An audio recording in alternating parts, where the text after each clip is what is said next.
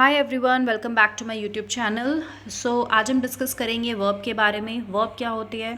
A verb is a word that shows action, state और occurrence. ठीक है, तो जो भी आपके एक्शन वर्ड्स होते हैं जैसे कि दौड़ना, बैठना, उठना, लिखना, खाना, ये आपके एक्शन वर्ड्स जो हो गए वो आपकी मेन वर्ब होती है।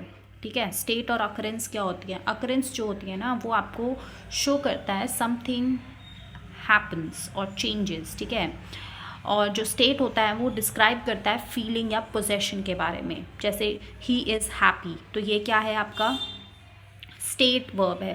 ये डिस्क्राइब कर रहा है फीलिंग कि वो हैप्पी है। दे बिकेम फ्रेंड्स, अब यहाँ पे कोई फीलिंग नहीं है, ना ही कोई एक्चुअल एक्शन है, मतलब फिजिकल कोई एक्शन नहीं है, यहाँ पे मेन कोई एक्शन नहीं है। दे बिकेम फ्रेंड, कुछ हुआ है, चेंजेस हैं, समथिंग हैपेंड, तो ये आपका अकरेंस वर्ब हो गया। ठीक है, यहाँ पे मैंने कुछ डिफरेंस भी बताया है स्टेट और अकरेंस के बारे में।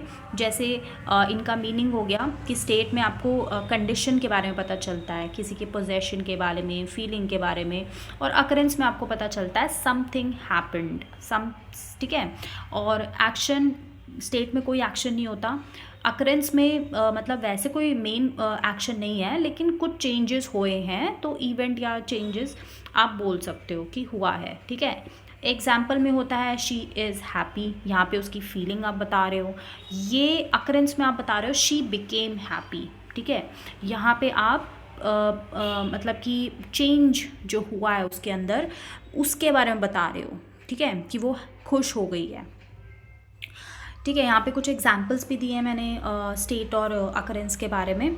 ठीक है, तो अगेन स्टेट में आपको फीलिंग, पोजेशन, कंडीशंस के बारे में बताया जा रहा है। अकरेंस में आपको जो भी चेंजेस होते हैं, वट एवर चेंजेस हैपन, उसके बारे, उससे रिलेटेड जो भी वर्ड होते हैं ना, वो आपके अकरेंस वर्ब होते हैं। ठीक है, अब वर्ब्स की टाइप देख लेते हैं। मेन वर्ब में आपका वही शो करता है मेन एक्शन, जैसे she writes a letter, letter लिख रही है, तो राइट जो है आपका वो मेन वर्ब हो गया। ठीक है, ऑक्सिलरी वर्ब क्या होता है? ये हेल्प करता है मेन वर्ब को टू फॉर्म टेंस।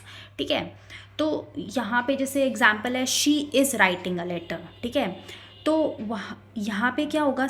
सेंटेंस को कंप्लीट करने के लिए, टेंस बनाने के लिए आप यूज़ कर रहे हो is. She is writing a letter, तो इज़ क्या हो गया? वो आपको हेल्प कर रहा है। इसको हेल्पिंग वर्ब भी कहते हैं कि इज़ जो हो गया यहाँ पे आपकी ऑक्सिलरी वर्ब हो गई, जो आपको हेल्प कर रही है टेंस बनाने में। ठीक है, दे हैव फिनिश्ड वर्क, यहाँ पे हैव फिनिश्ड वर्क हो गया। अब दे फिनिश्ड वर्क हो गया।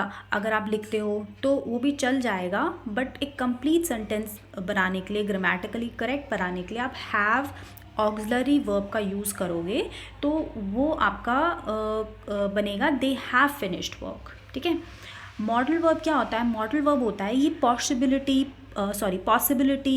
परमिशन, एबिलिटी, ये ऑब्लिगेशन ये शो करता है। जैसे कैन, कोड, मे, माइट। ठीक है, इसमें आप परमिशन ले रहे हो, किसी पॉसिबिलिटी के बारे में बता रहे हो, किसी की एबिलिटी के बारे में बता रहे हो। ठीक है, जैसे शी कैन स्विम। ठीक है, यहाँ पे आप क्या बता रहे हो? किसी की पॉसिबिलिटी के बारे में बता रहे हो कि वो स्विम कर सकती है। शी कैन, तो कैन क्या हो गया? आपका मॉडल वर्ब हो गया। You must study. ठीक है, तो यहाँ पे आप क्या बता रहे हो? पॉसिबिलिटी के बारे में बता रहे हो कि यू मस्ट स्टडी। ठीक है, तो यहाँ पे मस्ट आपका मॉडल वर्ब हो गया। नेक्स्ट हो गया फाइनाइट वर्ब। फाइनाइट वर्ब क्या होता है?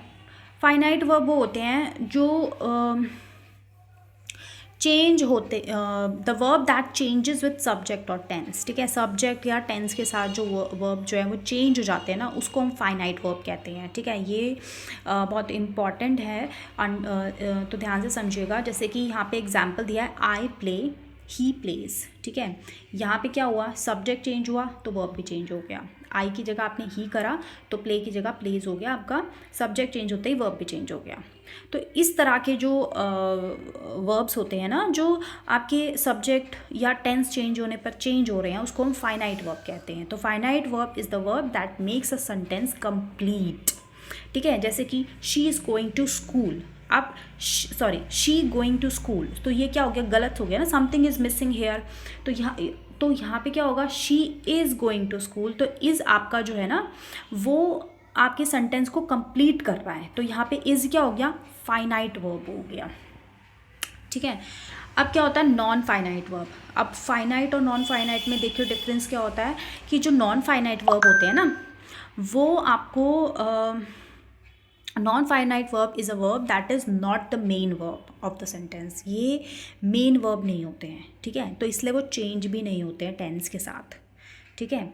ओनली फाइनाइट वर्ब होते हैं ना वो चेंज होते हैं। जैसे कि फॉर एग्जांपल देखिए आपने लिखा प्रेजेंट में आई वॉन्ट टू ईट, तो पास्ट में क्या हो जाएगा आई वॉन्टेड टू ईट, तो ये ईट जो है ना टू ईट ये आपका चेंज हुआ नहीं हुआ। वॉन्ट चेंज हुआ, वॉन्ट को अगर आपने पास्ट में करा वॉन्टेड हो गया, तो वॉन्टेड हो गया तो ये चेंज हो गया आपका वर्ब, वॉन्ट से वॉन्टेड हो गया तो ये फाइनाइट वर्ब हो गया। लेकिन आपका ईट चेंज नहीं हुआ, टू ईट अगर आपका प्रेजेंट से पास्ट में जा रहा है फिर भी चेंज नहीं हो रहा तो ये आपका नॉन फाइनाइट वर्ब हो गया, ठीक है। अब आ गया एक नेक्स्ट एग्जांपल देखते हैं, आई एन्जॉय रीडिंग, ठीक है, फिर पास्ट में हो जाएगा आई एन्जॉयड रीडिंग, तो अब इन दोनों वर्ब में से कौन सी चेंज नहीं हुई है, रीडिंग चेंज नहीं हुआ है, तो जो वर्ब चेंज नहीं होगा वो नॉन फाइनाइट हो जाएगा। लेकिन जो टेंस के साथ चेंज हो रहा है या सब्जेक्ट चेंज होने पे चेंज हो रहा है तो वो आपका फाइनाइट वर्ब कहलाएगा, ठीक है।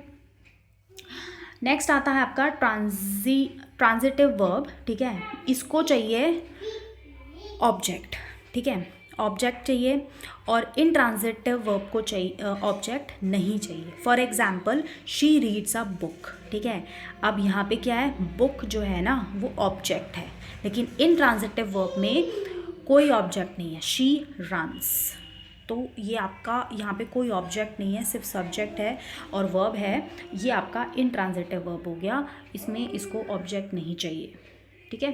So that's it, I hope you like this video. Thank you for watching. Bye.